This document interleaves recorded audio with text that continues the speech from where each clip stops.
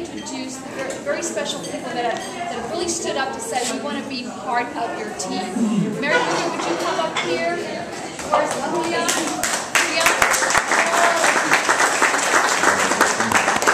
Mary Lou from Corpus Christi. She's a very dynamic, successful businesswoman out of Corpus. She's a contractor, builds Navy facilities, okay? Little Mary Lupe here, okay? And she is one strong, astute businesswoman. And she is the chairman of the Denise Saenz-Blanchard for Congress. Yeah! Larry Jopel, you all know Larry. Larry, come up here. Larry was one of the very first individuals that helped Solomon years ago when nobody knew Solomon down here in South Texas. Larry, of course, everybody knows Larry Jopel is a very, I say, well-known land developer in our area. Very concerned about his community. And Larry is also a co-chair with Mary Lupe. So we have the northern and the southern area.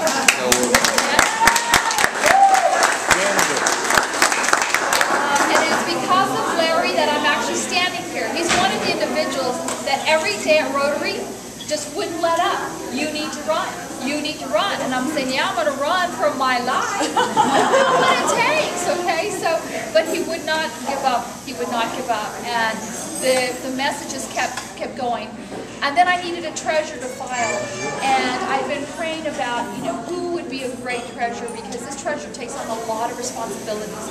They have the overall responsibility for everything that happens financially. They are ultimately responsible. And we're going to run a very clean, a very wholesome, very straight, campaign. But I've been praying for the right person, and I happened to go to a meeting with the Posada Los Niños. And Julian is well known in the community as a banker. He runs a lot of organizations, very structured, very much an organizer, and has been right. And it would just so happen that the chemistry and everything, and his willingness to take on this task, and his belief in our campaign of what we're standing for, what we're going to fight for. So Julian Peña is our treasurer, and I just want to say thank you so much. Wow.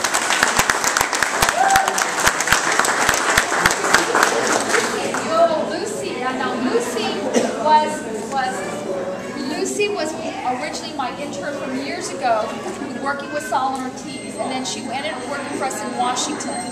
She has come down just to help on this campaign, of course to be with her parents, but she is dedicated. She's not getting paid. None of us are, because we have no money. We're going to defy odds. Yes, we're going to defy the odds. We are going to defy the odds, because they say that you have to have $500,000 to run for Congress. Well, I've always believed that if our forefathers had set that up, they didn't say that in the Constitution. They said you had to be 21 years old and American, a U.S. citizen, to run for Congress. And the purpose was that you could be the voice of the district you're representing. And that's what it's all about. And so, by golly, we may not have money now. We'll raise it. I'm sure we're going to raise it. Because when they hear our message, people are jumping on board. In fact, today I was on the phone all day long with people calling me from Houston, from Dallas, doctors here saying, we are going to get all the doctors to support you. We know what you're about, and we're going to help you. It's beginning to happen. The train is moving. It's moving. But Lucy stepped at the plate. I know Melissa's come back, and Melissa's going to help us as well. And John Cole is our field operations guy. We cannot do this without John. John is the one that has been setting up the...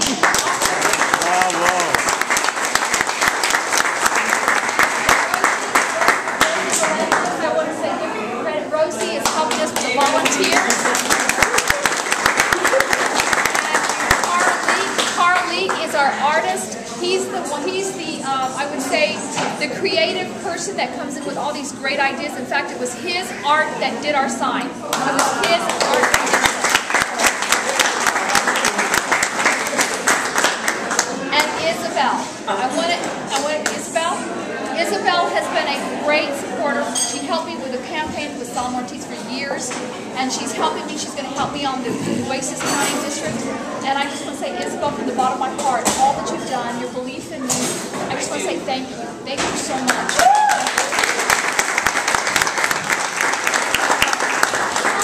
I have to thank Marion, because if it wasn't for Marion, we wouldn't have Mary, okay?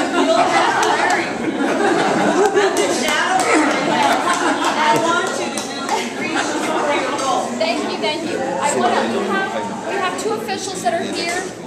First of all, we have our Commissioner, Ernie Hernandez.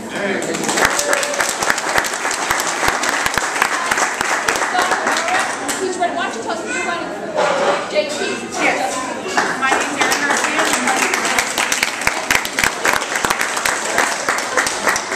We have Katina Gracias that just came in. Thank you, Katina.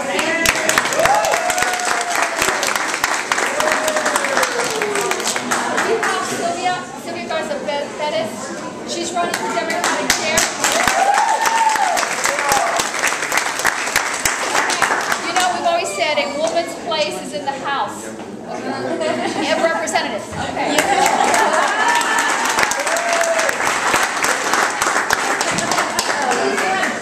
Oh gosh, John Wood. Oh, our famous county commissioner, John Wood. And he should have been our judge. Yeah.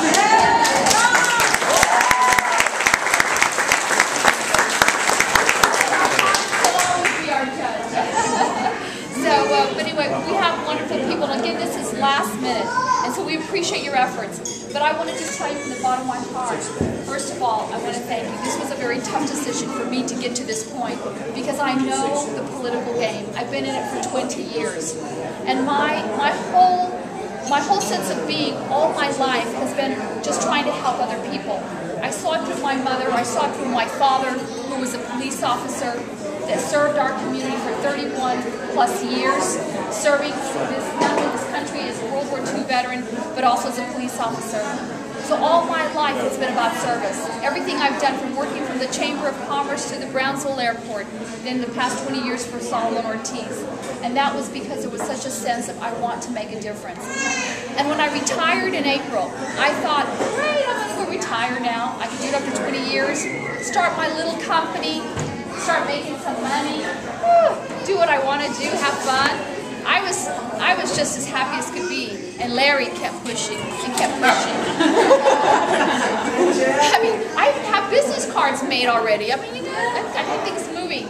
But then as I started talking to communities and going in to see what were their needs, so that I could begin to try to find solutions to their problems, so that I can then offer a proposal of how we could fix it, I would all of a sudden realize, my God, I used to do this for free, and now I have to charge them. I have to charge these communities that don't have money. And that's when I began to realize that perhaps this is what I needed to do. And I began to realize, as I looked at the slate of candidates, I really needed to do this. Because I really felt, it's kind of like a mother leaving your kids in the park and you don't know what stranger's really going to take care of them. It's this motherly sense that, no, I want to fight for our community. I want to stand up for our community. I want to make sure that we work together to raise our economic situation, that we reduce the poverty. We have over 1,000 kids in Brownsville alone that are homeless right now. That's unacceptable. We've got to find ways, you know, to take care of our energy resources, the jobs, our security. Security is very key to our community. We lose our security, we lose our economy. There's very serious issues that must be addressed, and we're going to address them. But I think that the basic premise, the basic structure is that you're going to have someone in Denise Saenz-Blanchard that cares with all her heart, with all her might, to fight for this community. I will do everything I can in my power to make sure that what is done right and for the right reasons. And so what you're seeing here is democracy in action. First of all, they say you don't have the money. Number two, I'm not part of the big political machine. But we have the people.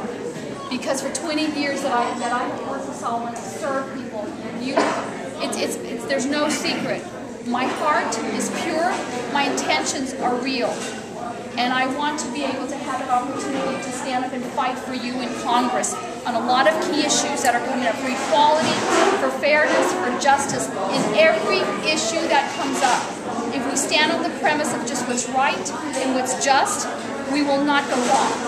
But we have to do it for the right reasons. And I submit myself to you as a servant, to be your voice, never to be elevated. It's you that has to be elevated, not me. I am just a lowly servant willing to carry your voice and your will to Washington. And so with that, I thank